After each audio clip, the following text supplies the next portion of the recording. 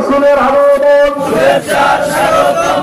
আওলাদ রাসূলের আগমন, শুভেচ্ছার স্বাগতম। হুজুর কেবলার আগমন, শুভেচ্ছার স্বাগতম। আমির কমিটির পক্ষ থেকে শুভেচ্ছা। মাশাআল্লাহ, সবাই বলি মারহাবা। আমাদের আওলাদ রাসূল এইমাত্র মঞ্চে বসেছে। যারা আপনারাই দোকানপাড়ে আছেন, মসজিদে ঘুমিয়ে আছেন, সবাই ঘুম ভাঙ্গেন। এটি আখিরি আখিরি মোনাজাত হুজুর পড়বে। নবীজি বলছে আর দোয়াও মুকুল ইবাদত, আর দোয়াও মুকুল ইবাদত।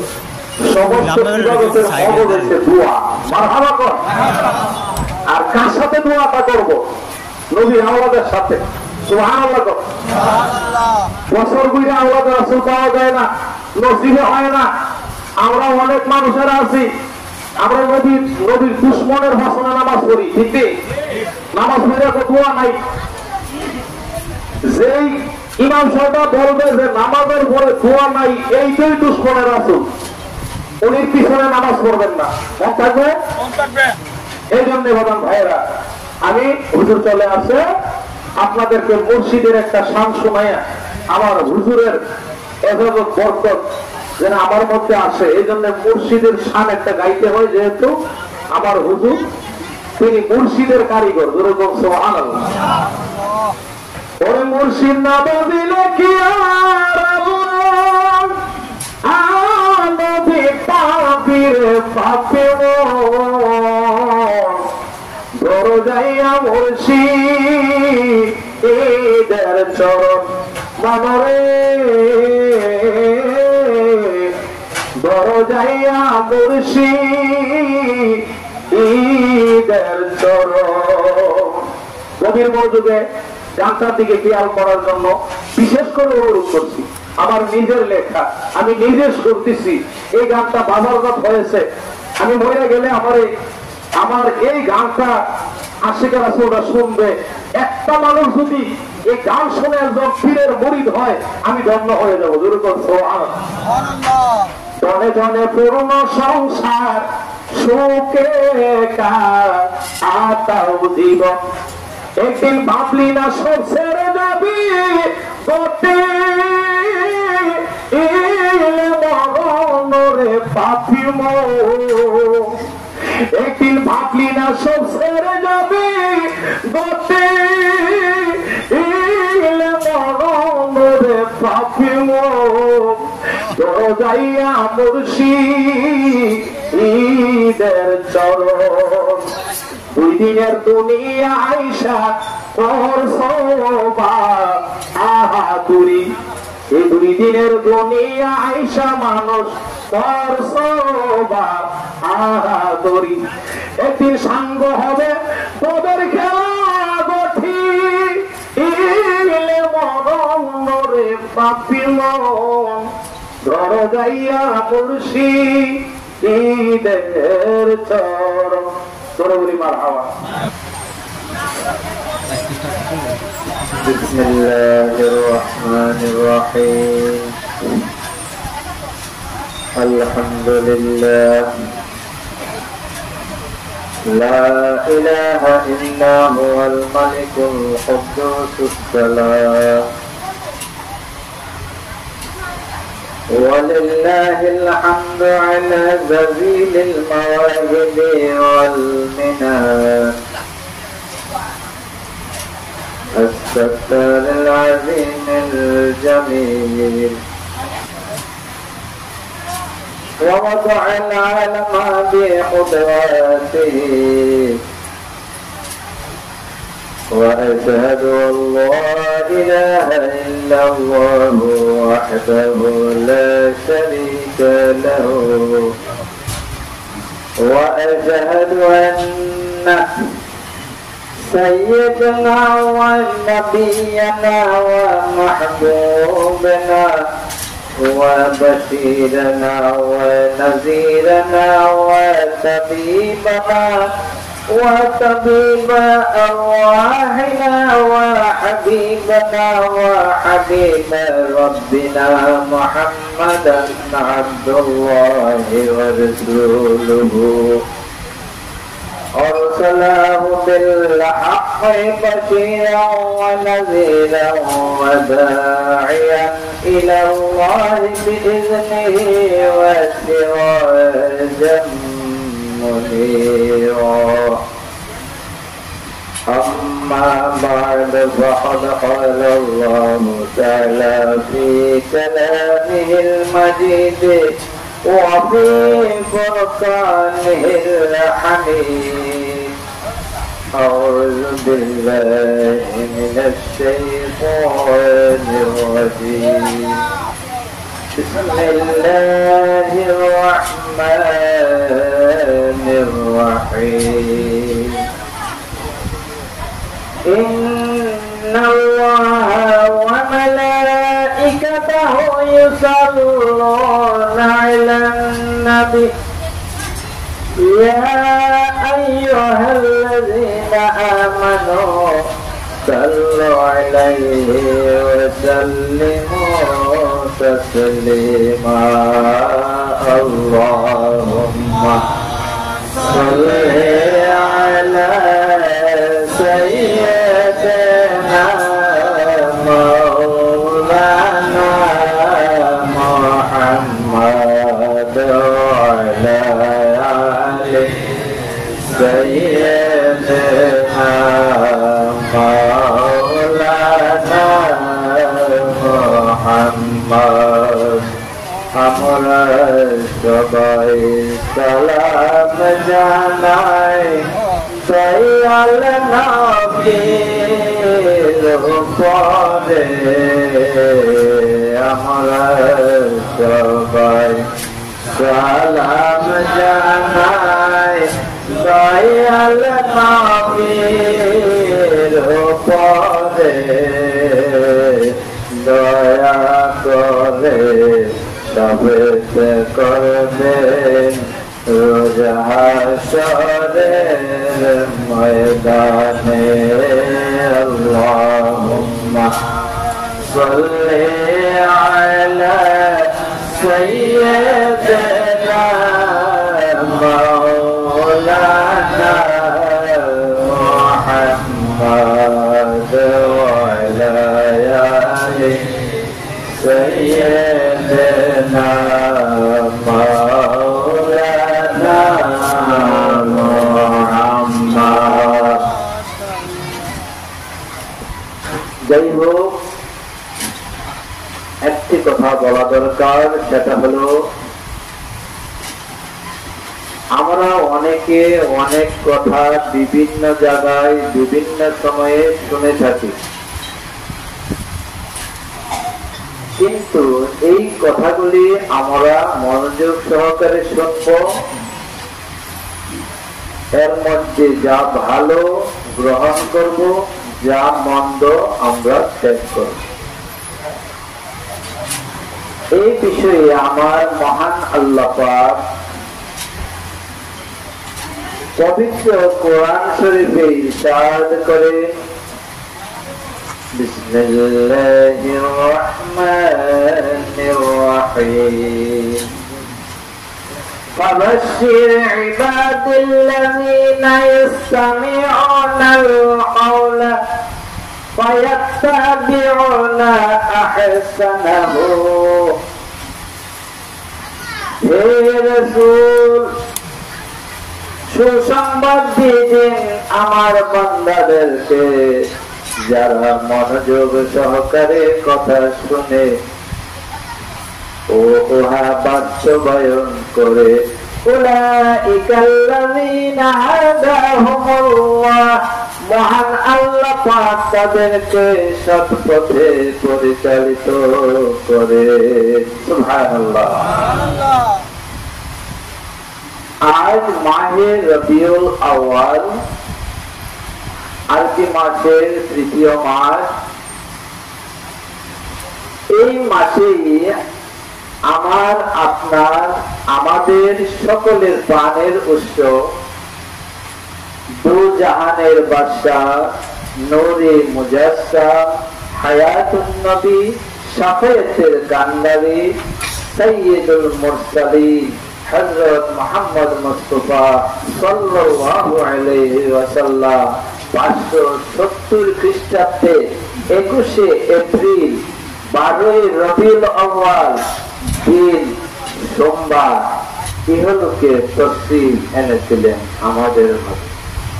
সে সময়ের অবস্থা বর্ণনা করেন হযরত উসমান ইবনে আবুল আস রাদিয়াল্লাহু তাআলা আনহুর মাতা ফাতেমা বিনতে আব্দুল্লাহ। তিনি বলেন হযরত রাসূল পাক সাল্লাল্লাহু আলাইহি ওয়াসাল্লামের জন্মক্ষণে আমি মা আমেনার নিকটে উপস্থিত ছিলাম। তখন সারা রাত যেন আকাশের তারকাগুলি আমাদের মাথার উপরে খুবই কাছাকাছি। আর আমার নবীজির বিশেষত্ব বর্ণনায় হযরত ইবনে আব্বাস রাদিয়াল্লাহু তাআলা আনহু থেকে বর্ণিত অন্যান্য শিশুদের মতো মহানবী হযরত মুহাম্মদ সাল্লাল্লাহু আলাইহি ওয়াসাল্লামের জন্মের পর তার নারী কাটার কোনো প্রয়োজন হয় নাই। তিনি খতনাকৃত অবস্থায় দুনিয়াতে তশরিফ এনেছিলেন। সুবহানাল্লাহ। মাদারিজুন নবুওত কিতাবে উল্লেখিত এবং মাওয়াহিবে লাদুন্নিয়া কিতাবে উল্লেখিত হযরত রাসূল পাক সাল্লাল্লাহু আলাইহি ওয়াসাল্লামের জন্মের সময় ফেরেশতাগণ মা আমেনার ঘরের চারিপাশে দাঁড়িয়ে সালাতুস সালাম পেশ করতেছিলেন। আর চির অভিশপ্ত ইবলিস লুকিয়ে লুকিয়ে কাঁদছিল। এই থেকে প্রতীয়মান হয় যে ঈদে মিলাদুন্নবী উদযাপন, মিলাদ কিয়াম করা ফেরেশতাদের কাজ, আর বিরোধিতা করা, লুকিয়ে থাকা শয়তান। আমার মহান আল্লাহ পাক সূরা আযহাবে আমার দয়াল নবী সম্পর্কে ইরশাদ করেন, বিসমিল্লাহির রহমানির রহিম, ইয়া আইয়ুহান নাবিয়্যু ইন্না আরসালনাকা শাহীদান ওয়া মুবাশশিরান ওয়া নাযীর। আমার মহান আল্লাহ পাক বলেন, হে আমার নবী, আমি তো আপনাকে পাঠিয়েছি সুসংবাদদাতা রূপে, মুমিনদের জন্য সাক্ষ্যদাতা রূপে, আপনার উম্মতদের জন্য সতর্ককারী রূপে কাফেরদের জন্য, ওয়াদাইয়ান ইলাল্লাহি বিইذনিহি ওয়া সিরাজাম মুনীরা। আর আপনাকে আল্লাহর দিকে আহ্বানকারী রূপে, আর আপনাকে উজ্জ্বল প্রদীপ রূপে, আলো বিতরণকারী বাতি রূপে প্রেরণ করেছি। সুবহানাল্লাহ। বুখারী শরীফে বর্ণিত আন আবি হুরায়রা রাদিয়াল্লাহু তাআলা আনহু আন্না রাসূলুল্লাহ সাল্লাল্লাহু আলাইহি ওয়াসাল্লাম قال هل ترون قبلات ها هنا فوالله من يخفى علي خشوعكم إلى ركوعكم إني لا أراكم من وراء ظهري।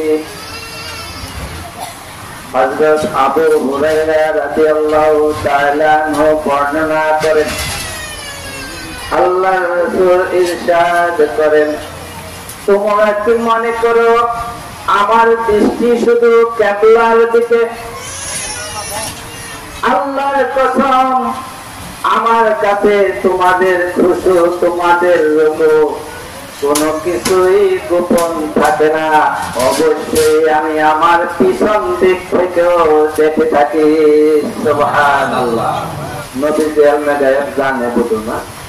হুজুর পাক সাল্লাল্লাহু আলাইহি ওয়াসাল্লাম সামনের দিক দিয়ে যেমন দেখতে পেতেন, পিছনের দিক থেকেও তেমনি দেখতে পেতেন, রাতের অন্ধকারে যেমন দেখতে পেতেন, দিনের আলোতেও তেমনি দেখতে পেতেন। সুবহানাল্লাহ। আমাদের প্রাণের রাসূল আল্লাহর হাবিব হযরত মুহাম্মদ মুস্তাফা সাল্লাল্লাহু আলাইহি ওয়াসাল্লামকে মহান আল্লাহ পাক সমগ্র সৃষ্ট জগতের জন্য প্রেরণ করেছেন। তিনি হলেন রাসূলুস সাকালাইন, জিন ও ইনসানের রাসূল। তিনি হলেন সমগ্র সৃষ্ট জগতের রাসূল। তিনি হলেন সমগ্র মাখলুকাতের সরদার ও রাসূল। সকলে তার রিসালাতের সাক্ষ্য প্রদান করেছেন। আল্লাহর নিকট তিনি হলেন সর্বোচ্চ সম্মানিত ও মর্যাদাশীল। তাই সূরা ফাতহের 9 নম্বর আয়াতে আমার মহান আল্লাহ পাক ইরশাদ করেন, লিতুমিনু বিল্লাহি ওয়া রাসূলিহি ওয়া তুআজ্জিরুহু ওয়া তুআক্কিরুহু। আল্লাহ বলেন, তোমরা আল্লাহ ও রাসূলের প্রতি ঈমান আনো, রাসূলকে সাহায্য করো এবং তাকে পরিপূর্ণ সম্মান এবং মর্যাদা দান করো। সুবহানাল্লাহ। মহান আল্লাহ পাক তার প্রিয় হাবিবের উসিলায় আমাদের পূর্ববর্তীগণ এবং পরবর্তীগণের গুনাহ ক্ষমা করে দেন। হযরত মুহাম্মদ মুস্তাফা সাল্লাল্লাহু আলাইহি ওয়াসাল্লামের জন্য সর্বোচ্চ উন্নত ও সর্বোচ্চ প্রশংসিত মর্যাদা হলো যে আল্লাহ পাক তার অর্থাৎ মুহাম্মদ সাল্লাল্লাহু আলাইহি ওয়াসাল্লামের রূহ মুবারককে সমস্ত রূহ মুবারক সৃষ্টি করার পূর্বে সৃষ্টি করেছেন। হযরত মুহাম্মদ সাল্লাল্লাহু আলাইহি ওয়াসাল্লাম ওই সময়ের নবী ছিলেন যখন আদম আলাইহিস সালাম রূহ ও দেহের মাঝামাঝি ছিলেন। হযরত রাসূল পাক সাল্লাল্লাহু আলাইহি ওয়াসাল্লাম ইরশাদ করেন, আউয়ালু মা খালাকাল্লাহু নূরি। মহান আল্লাহ পাক সর্বপ্রথম আমার নূর মুবারক সৃষ্টি করেছেন। সুবহানাল্লাহ। রূহ জগতে হযরত মুহাম্মদ সাল্লাল্লাহু আলাইহি ওয়াসাল্লামের রূহ মুবারক হতে সকল নবীগণ ও সকল রাসূলগণের রূহ মুবারককে ফয়েজ প্রদান করা হয়েছে। মহান আল্লাহ পাক তার নিজ নাম মাহমুদ হতে তার প্রিয় হাবিবের নাম আহমদ ও মুহাম্মদ নির্গত করেছেন। আমার প্রিয় রাসূল পাকের কথার শান সম্পর্কে আমার মহান আল্লাহ পাক ইরশাদ করেন, ওয়া মা ইয়ানতিকু আনিল হাওয়া। সে মন গড়া কোনো কথা বলে না। ইন হুয়া ইল্লা ওয়াহয়ু ইউহা। তার কথা হলো ওহী, যাহা তার নিকট প্রেরিত হয়। মুহাম্মদ সাল্লাল্লাহু আলাইহি ওয়াসাল্লামের কথা কি? ওহী। মন গড়া কোনো কথা বলেন না, যা বললেন আল্লাহর কথা বলেন। হযরত রাসূল পাক সাল্লাল্লাহু আলাইহি ওয়াসাল্লামের অন্যতম বৈশিষ্ট্য হলো এই যে তার সিনা মুবারক চারবার সংগঠিত হয়েছিল। প্রথমবার বাল্যকালে, দ্বিতীয়বার 10 বছর বয়সকালে, তৃতীয়বার যখন পৃথিবীতে নবপ্রাপ্তির হওয়ার সময়ে, চতুর্থবার মেরাজের সময়ে।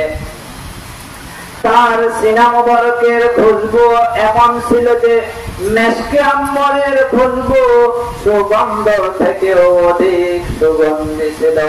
সুবহানাল্লাহ।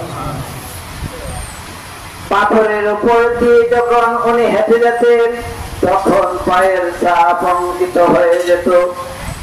জমিনের উপর তার কোনো ছায়া পড়ত না, সূর্যের আলোতে তার কোনো ছায়া দেখা যেত না, প্রদীপের আলোতে তার কোনো ছায়া দেখা যেত না, কেননা তিনি হলেন নূর, নূরের কোনো ছায়া হয় না। আমার দয়াল রাসূল পাক সাল্লাল্লাহু আলাইহি ওয়াসাল্লামের শ্রেষ্ঠত্ব সম্পর্কে আমার মহান আল্লাহ পাক সূরা ইয়াসিনে ইরশাদ করেন, ইন্না আলা মিনাল মুরসালিন। জ্ঞান গর্ব কোরআনের শপথ, হে মুহাম্মদ, নিশ্চয়ই আপনি রাসূলগণের অন্যতম। সুবহানাল্লাহ। আমার মহান আল্লাহ পাক সকল নবী রাসূলগণকে নাম ধরে সম্বোধন করেছেন, কিন্তু আমার দয়াল রাসূল আল্লাহর প্রিয় হাবিব হযরত মুহাম্মদ সাল্লাল্লাহু আলাইহি ওয়াসাল্লামকে নাম ধরে কখনো সম্বোধন করেন নাই। নাম ধরে সম্বোধন করেছেন সকল নবী রাসূলগণকে, যেমন ইয়া আদম, ইয়া নূহ, ইয়া ইব্রাহিম, ইয়া ঈসা, ইয়া মূসা ইত্যাদি। কিন্তু আমার দয়াল রাসূল পাক সাল্লাল্লাহু আলাইহি ওয়াসাল্লামকে সম্বোধন করতেন ইয়া আইয়ুহান নাবিয়্যু, ইয়া আইয়ুহার রাসূল, ইয়া আইয়ুহাল মুযাম্মিল, ইয়া আইয়ুহাল মুদ্দাসসির।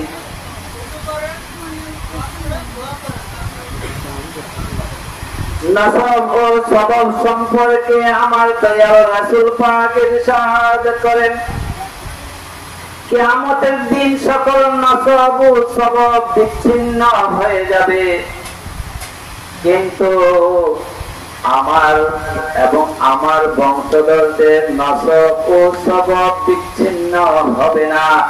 নসব অর্থ হলো বংশধর, আর সবব অর্থ হলো বৈবাহিক সম্পর্ক।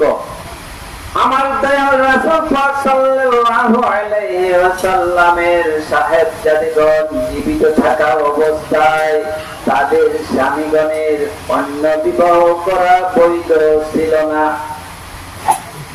আমার দয়াল রাসূল পাকের সকল স্ত্রীগণ ছিলেন সকল উম্মতগণের মাতা, এবং উম্মতগণ তাদেরকে বিবাহ করা হারাম, কেননা আমার মহান আল্লাহ পাক ইরশাদ করেন ওয়া আজওয়াজুহু উম্মাতাহুম। হযরত রাসূল পাকের স্ত্রীগণ তার উম্মতগণের মাতা। সুবহানাল্লাহ। লাকাদ রাআমিল আয়াতি রাব্বিল কুমরা। সেতু অর্থাৎ মুহাম্মদ তার প্রতিপালকের সকল মহান নিদর্শনাবলী দেখেছিলেন। সুবহানাল্লাহ। সকল নবী রাসূল সকলের ইমামতি করেন, তাকে সর্বোচ্চ সম্মানিত মাকামে পৌঁছানো হলো, যেখানে কোন নবী রাসূল গান পর্যন্ত পৌঁছাতে সক্ষম নয়। তিনি স্বচক্ষে মহান আল্লাহ পাকে দেখেছেন, অর্থাৎ দিদার লাভ করেছেন। এই বিষয়ে সূরা নজমের 7, 8 এবং 9 আয়াতে আমার মহান আল্লাহ পাক ইরশাদ করেন, ও হুয়া বিল উফুকিল আলা, তখন সে অর্থাৎ মুহাম্মদ ঊর্ধ্ব দিগন্তে, সুম্মা দানা ফাতাদাল্লা, অতঃপর মুহাম্মদ তার নিকটবর্তী হলেন, অতি নিকটবর্তী, ফাকানা আবা আওসাইনি আও আদনা, ফলে তাদের মধ্যে দুই ধমকের ব্যবধান রইল অথবা তার কম। এভাবে মেরাজের সময় আমার মহান আল্লাহ পাক তার প্রিয় হাবিবের সাথে কথা বলেছেন, দর্শন দিয়েছিলেন। সুবহানাল্লাহ।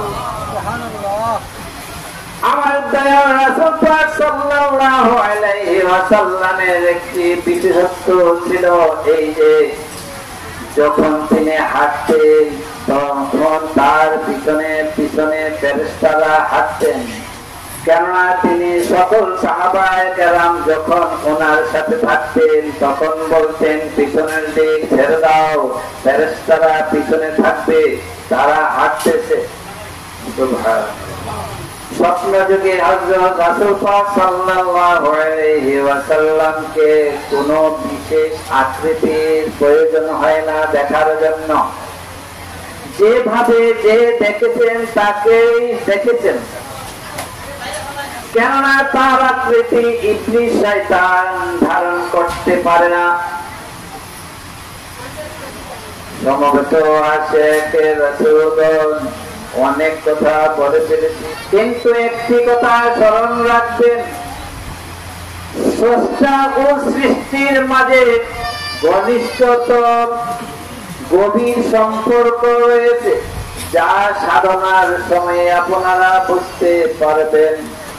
স্রষ্টা ও আহাদ তার ইচ্ছা শক্তির দ্বারা আহম্মদ সত্তার উপরে মুহাম্মদী নূরের উপর ভিত্তি করে শুধু কোন শব্দ দ্বারা নিখিল বিশ্ব সৃষ্টি জগতের বিকাশ ঘটিয়েছেন। সুবহানাল্লাহ। আর আহাদ ও আহম্মদের মধ্যবর্তী অনুরাগ সত্তাই হলো সৃষ্টির মূল উৎস। আদিতে আল্লাহ একাকী বিরাজ করছিলেন, উলুহিয়াতে বিরাজ করতেন, আপন সত্তার পরিচয় লাভের জন্য সৃষ্টির প্রবাহের মধ্য দিয়ে মহান আল্লাহ পাক নিজেকে প্রকাশ করেন। তাই উম্মতি মুহাম্মাদগণের জন্য হযরত মুহাম্মদ সাল্লাল্লাহু আলাইহি ওয়াসাল্লামের প্রতি সম্পূর্ণ আনুগত্য করা একান্ত কর্তব্য। আমার মহান আল্লাহ পাক সূরা নিসার ৮০ নম্বর আয়াতে ইরশাদ করেন, মাইয়ুতির রাসূলা ফাকাদ আতাল্লাহ, যে ব্যক্তি রাসূলের আনুগত্য করেছেন সে তো খোদারই আনুগত্য করেন। আল্লাহ পাক প্রত্যেক মুসলমানদের ঈমানকে ইবলীসের প্ররোচনা থেকে হেফাজত করুন। হযরত রাসূল পাক সাল্লাল্লাহু আলাইহি ওয়াসাল্লামের ওসিলায় সকলের গুনাহ ক্ষমা করুন।